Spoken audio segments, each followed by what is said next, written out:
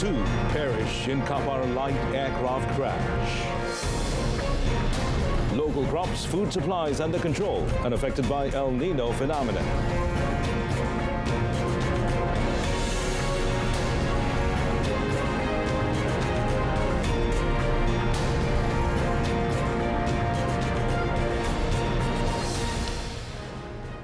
Good evening and Salam Malaysia Madani. You're watching Malaysia Tonight, and I'm Muhammad Amin Carlos. Well, authorities have confirmed that 2 persons, including the pilot on board the light aircraft that crashed near Kapar, Selangor today, perished in the incident. Now, Selangor Police Chief Dr. Hussein Omar Khan said that both male victims were aged in their 30s and 40s. Briefing reporters on site, he said rescuers used excavators to retrieve the wreckage buried more than 2 meters in the soil within an oil palm plantation area in Kampung Tomuda. The aircraft model BK-160 Gabriel, operated by Air Adventure Flying Club, departed from Sultan Abdul Aziz Shah Airport, Subang, Selangor at 1:28 p.m. for a recreational flight. Dia recreational. Pilot tu memang pilot, dia juga seorang instructor yang attach kepada kelab recreational ni lah. Dan penumpang dia adalah member kelab. Jadi The last contact made by the aircraft with air traffic control was at 1:35 p.m. However, there was no distress call received. The Kuala Lumpur Aeronautical Rescue Coordination Center at Kuala Lumpur Air Traffic Control Center was immediately activated to determine the location of the aircraft. Now, safety investigations will be conducted by the Air Accident Investigation Bureau under the Ministry of Transport Malaysia in accordance with Part 26 of the Civil Aviation Regulations 2016. Agriculture and Food Security Minister Datuk Seri Muhammad Sabu has assured that the local crops and food supplies are under control and unaffected by the hot weather conditions and the El Nino phenomenon. Now, the ministry will continue to monitor the situation as the phenomenon is expected to become more critical next year. He also advised farmers, fishermen and livestock breeders to take care of their health and take precautions while out in the field. Tanaman yang berlaku pada awal Januari, akhir Disember, dia akan tuai pada bulan 3 dan bulan 4. Jadi penuaian itu, masa panas itu tidak menjadi masalah. Jadi tak terjejas. Kalau penanamannya masa panas itu, dan pihak Mada Kada akan adjust mengikut waktu yang dinasihatkan oleh pihak cuaca ini. In the meantime, he said the ministry is expected to meet with the Ministry of Natural Resources and Environmental Sustainability next week to prepare for the country to face the dry season. The Meteorological Department said the El Nino phenomenon, which is currently affecting the world with strong intensity, is expected to continue until the middle of this year. The formation of a force of the future specializing on non-traditional threats such as cyber attacks will be among the strategic considerations when deliberating on the Defence White Paper midterm review. The Defence Minister, Datuk Seri Dr. Khalid Nordin, said the preparation and development of the force must be the major objective, with the Defence White Paper as the foundation alongside policies and strategic plans that support it. However, he said the definition of the force of the future must be understood in a wider context and more strategically. He said the development of the force must be seen as a process that requires exploring the need for other strategies. Kita mungkin akan berhadapan dengan keadaan di mana peperangan akan datang, banyak menggunakan teknologi, bagainya. Sekarang ni kita tengok peperangan dan juga serangan dilakukan melalui drone. So kita perlu ramai hackers sebagainya untuk jamkan, dan selain daripada melakukan usaha-usaha menceroboh peralatan yang ada di kalangan negara-negara yang mungkin tidak bersama dengan kita dan sebagainya. Dato Sri Khalid said this at the Defence White Paper Midterm Review launch at Dewan Perkasa, Wisma ATM in the nation's capital. He also said that the need for the force will highlight digital threats and electromagnetic defence, adding that this has been practiced by other countries. He said the midterm review is also recommended to be looking into Defence Ministry and Armed Forces adaptation of artificial intelligence, big data and digitalisation. Well, all civil servants will be assessed during the Demerit Performance Evaluation, also known as DEEP system, starting this year. And according to Chief Secretary to the Government, Tan Sri Muhammad Zuki Ali, through the DEEP system, the evaluation method will start with 100 points, which will then be deducted under the demerit system if an officer fails to meet the stipulated objective. He said the aim in introducing DEEP, a new evaluation method, is to ensure that the assessment is based on the capability and determination of the officer to implement the given task. JPA dah setuju kita buat perkara ni. Kita bukan nak penalize, tapi supaya kita membuat kajian ataupun kita buat penilaian yang tepat, adil, tapi yang paling mustahak sebenarnya kajian atau penilaian kita buat tu betul-betul memberi impak. Tan Sri Muhammad Zuki was presenting the message for the year 2024 in Putrajaya. The Terengganu Department of Statistics Malaysia, DOSIM, is actively conducting the Central Database Hub PADU system registrations involving the Orang Asli community in the state to ensure this group does not miss out on the registration process. Its director, Marlini Sahul Hamid, said the process involves 1,072 Orang Asli in 3 settlements, namely Kampung Sungai Berua in Hulu Terengganu, Kampung Sungai Pergam in Kemaman, and Kampung Sungai Sayap in Besut. She said that the daily updated percentage of Padu in Terengganu is the 4th highest after Putrajaya, Perlis and Sarawak. Setakat hari ini sebanyak 158,505 yang mana melibatkan 18.2% daripada penduduk negeri Terengganu, iaitu 187,000. 18.5% daripada keseluruhan penduduk di negeri Terengganu yang berumur 18 tahun ke atas. She was met at the Padu registration program with the Orang Asli community in Sungai Pergam, Kemaman. Advising the public, Marlini said not to wait for the last minute to register so as not to be left out of aid or subsidy programs by the government. Various efforts and campaigns are being done, she added, with the cooperation of all parties to ensure the public register with the Padu system before 31st March. Miri will soon offer a free public smart bus service. In announcing the ang pao for Miri, Premier Dato' Patinggi Tan Sri Abang Johari Tunoping said the initiative will further strengthen public transport and tourism in the northern region. Tan Sri Abang Johari also stressed the state government's commitment to develop Miri as a smart city, upgrading of all basic infrastructure to make Miri the hub of the northern region. Miri, we want to improve the public transport. As you know, Lithium Chin has announced about changing of the old bus, using new bus. Dulu ada charge RM1, sekarang kita kasih Miri free, tidak ada charge. Currently, public bus services cost RM1 per person. Met by media, Tan Sri Abang Johari also stressed the state government's commitment to develop Miri as a smart city, upgrading of all basic infrastructure to make Miri the hub of the northern region. He also said Miri will soon have its own convention centre to complement the state government's efforts to make the city a tourism hub in the northern region.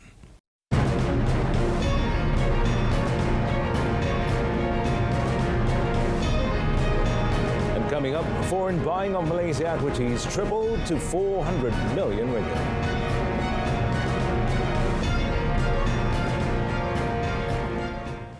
Well, Bursa Malaysia finished high across the board today, with the benchmark Bursa Malaysia KLCI ending at a 20-month, the highest level since June 2022, supported by steady buying from foreign investors. At 5 p.m., the market bellwether jumped 19.09 points to 1,531.37 from Friday's close of 1,512.28. Now, the market was closed yesterday for the Chinese New Year replacement holiday. Well, gainers trounced losers 634 to 297 on the broader market, while 425 counters were unchanged, 927 untraded, and 11 others suspended.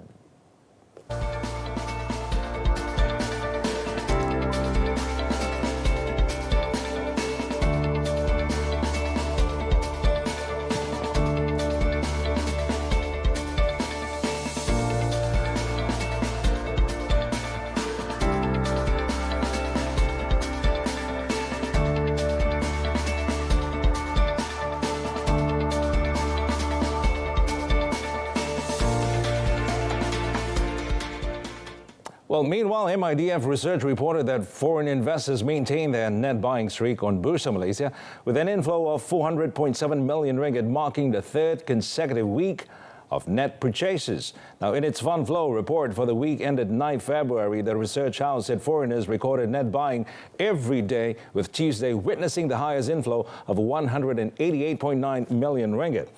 The sectors with the highest net foreign inflows were financial services, followed by utilities and technology, while the highest net foreign outflows were plantation, healthcare and industrial products and services. As for Asia, the research house added that foreign investors continued to purchase Asian equities for the third week in a row, with net buying totaling $389.2 million across the 8 markets monitored before closing for Chinese New Year. The 8 markets were India, Indonesia, South Korea, Malaysia, the Philippines, Taiwan, Thailand, and Vietnam. Well, AmBank Group mirrors the Department of Statistics Malaysia's or DOSM advance estimate of 3.4% growth in the fourth quarter of 2023 due to solid and continuous expansion driven by higher labor productivity and healthier distributive trade sales. Now, AmBank Chief Economist Firdaus Rosli said AmBank's model assumed that Malaysia's growth was supported by lower inflation and marginal improvements in external trade in fourth quarter of 2023. Considering that Malaysia's fourth quarter 2023 came in at 3.4% year-on-year, the bank also concurs with DOSM's advance estimate that the economy grew at 3.8% on year in 2023, much lower than earlier forecasts for the quarter at 4.1% year-on-year. Now, for the first quarter of 2024, AmBank forecasts Malaysia's GDP to growth at 4.3% year-on-year, setting the stage for a rebound in the year. Firdaus said AmBank posits that exports may recover in 2024 as the global tech cycle might have bottomed out. Now, the unit price index of steel recorded an increase between 0.4 and 3.3% for almost all areas in January 2024 compared to the previous month. Now, the Department of Statistics Malaysia, or DOSM, said the highest increase in the unit price of steel was in Perak with 3.3%, followed by Pahang, Pulau Pinang, Kedah, Perlis, and Kuching. Now, the unit price index for steel and metal sections remain unchanged for most areas in Peninsular Malaysia, Sabah and Sarawak, while a slight increase was registered in Perak and Kuching. The average price per unit of steel, consisting of mild steel round bars and Micron 60 high tensile deformed bars, was 3,664 ringgit and 51 cent per metric ton, which was a slight increase of 1% compared to December last year. He also said that the monthly comparison also showed that the unit price index for cement remained unchanged for almost all areas in Peninsular Malaysia, Sabah and Sarawak in January 2024. Well, China has signed free trade agreements, or FTAs, with 29 countries and regions as of the end of January this year. Well, according to government data, the trade value between China and these partners accounts for about a third of the nation's total foreign trade value. Now, the Ministry of Commerce said China made breakthroughs in both FTA negotiations and signings last year. The China-Nicaragua FTA was China's first FTA to permit cross-border service trade and investment through a negative list. In the protocol to further improve the China-Singapore FTA, both parties made commitments to open services and investments through the negative list model, which would provide bigger market opportunities for investors and service providers on both sides, while also facilitating cooperation in emerging sectors such as the digital economy. The ministry added that it will also incorporate high-standard economic and trade rules governing the digital economy, green economy, standards and certification, as well as government procurement into its new FTA negotiations. Well, the meeting of ASEAN economic ministers in Laos next month will discuss the review of a 15-year-old trade agreement with India. The review of the ASEAN-India Trade in Goods Agreement seeks to make it more relevant to the business community and companies. Elaborating further, ASEAN Secretary General Dr. Kao Kim Horn said they will be discussing about the trade agreement. However, it was non-committal when asked if it will be finalized next year. Well, ASEAN and India last year agreed to complete the revision in 2025. In his talks with Indian Foreign Minister Subramaniam Jaishankar, Dr. Rao raised the issue of India becoming part of the Regional Comprehensive Economic Partnership, or RCEP, the world's largest free trade agreement, which entered into force in 2022. RCEP brings together ASEAN and its key trading partners Australia, China, Japan, New Zealand and South Korea. Now, India pulled out of RCEP negotiations in November 2019, but there is a fast-track accession process in case India wants to join in. India is ASEAN's 8th largest trading partner. Jeff Bezos, the former chief executive of US-based technology company Amazon, made a significant move by selling nearly 12 million shares of his company's stock worth over $2 billion. Now, DPA News reported the billionaire informed the U.S. Securities and Exchange Commission of the sale of 11.997 million shares of common stock on 7th and 8th of February. Now, in a separate filing, Bezos also listed his intention to sell up to 50 million shares of Amazon, which would have a market value of $8.4 billion. The sale plan was initiated on 8th November last year and is expected to be completed by 31st January 2025. Bezos has sold over $30 billion in shares since 2002. However, in 2022, when Washington State imposed a new 7% capital gains tax on sales of stocks or bonds exceeding $250,000, Bezos stopped selling. While the exact reason behind Bezos' decision to sell shares is unknown, this substantial sale marks a significant turning point in the global wealth rankings and has narrowed the wealth gap between him and Elon Musk. Now, it positions Bezos to potentially surpass the Tesla chief executive in the future. Japanese auto giant Toyota named a new head of its Daihatsu subsidiary after an embarrassing scandal over faked safety tests dating back decades. Masahiro Inouye, who currently heads Toyota's Latin America and Caribbean region, will take over as Daihatsu president on 1st March. The firm added current president Soichiro Okudaira will step down while the position of chairman will be scrapped. The major producer of popular K mini cars admitted in December to manipulating tests since at least 1989, affecting 64 models, including some sold under the Toyota brand. Following December's announcement, Daihatsu suspended all factory operations, some of which have since restarted. Bitcoin spiked above $50,000 for the first time in more than 2 years as investors grow optimistic that U.S. approval of broader trading in the unit will ramp up demand. The cryptocurrency has enjoyed a strong run in recent months, fueled by expectations U.S. lawmakers would allow the creation of exchange-traded funds that track the price and let the public invest in crypto without directly purchasing it.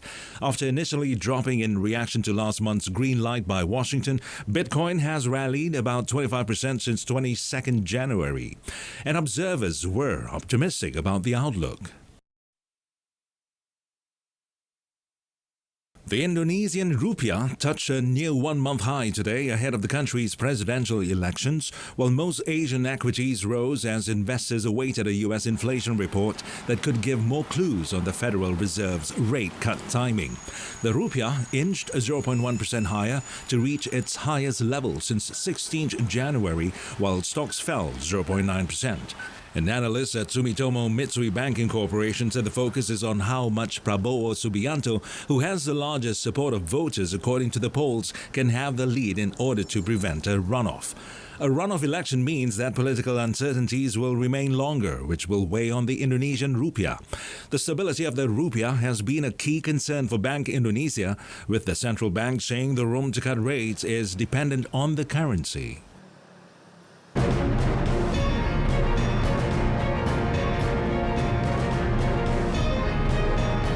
Thailand's former Prime Minister Thaksin granted parole.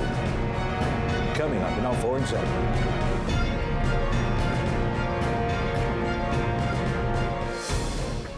Well, final preparations were underway in Indonesia as the country will hold a general election tomorrow when voters will decide on a new president and a swath of legislative lawmakers. Now, 3 candidates are vying to succeed incumbent President Joko Widodo, better known as Jokowi, who is finishing the second of the maximum 2 terms allowed. Now, the contenders are the biggest party, Ganjar Pranowo, and independent Anies Baswedan, both former governors in their 50s, and Defense Minister Prabowo Subianto, a 72-year-old former Special Forces commander, making a 3rd attempt at the presidency. Surveys have consistently shown Prabowo is the candidate to beat, with a lead that stretched to about 28 points in polls released late last week by Indikator Politik and Lembaga Survey Indonesia. The polls projected Prabowo winning a majority with 51.8% and 51.9% support respectively. Ganjar and Anies have been neck and neck mostly, but the recent surveys show Anies pulling away slightly, though still far adrift of Prabowo.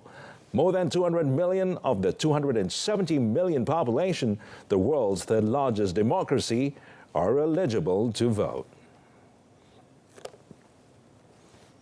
Well, former Thai Premier Thaksin Shinawatra has been included on the list of inmates granted parole. And the country Justice Minister Tawi Sodsong said he received the list of inmates eligible for parole from the Department of Corrections. Now, the Thai news agency reported of the 945 inmates considered for parole, 930 have been approved, including Thaksin. Tawi stated that Thaksin falls under the category of severe illness, disability, or age above 70. He could be released after serving 6 months of his sentence on 18th February. Now, Thaksin, aged 74, who is serving a commuted 1-year sentence, has been receiving treatment at a police hospital since the first night of his return from self-imposed exile. He experienced chest tightness and high blood pressure, prompting his transfer from prison to the police general hospital, where he has remained since.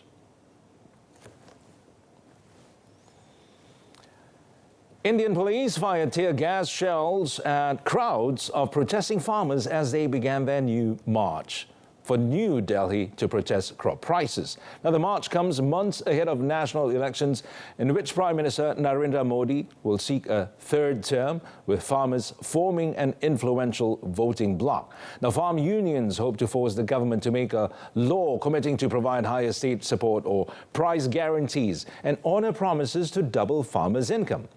Now, talks on Monday between union leaders and the government failed to yield results, with farmers saying that the government was dragging its feet on meeting their demands. The police have set up a fearsome blockade of metal spikes, cement and steel barricades on the highways from 3 surrounding states leading to the capital.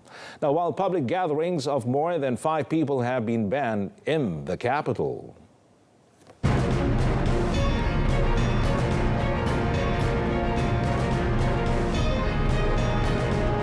Gone to remain as national football team coach. That and more coming up.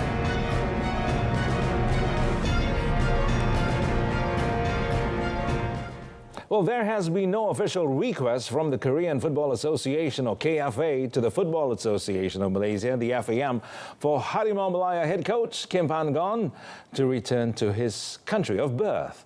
Now, this was confirmed by FAM Vice President Dato' Muhammad Yusuf Mahadi, who said that Pangong would continue to helm the national senior squad, who are preparing for a crucial match in the 2026 World Cup 2027 Asian Cup qualifiers against Oman in March.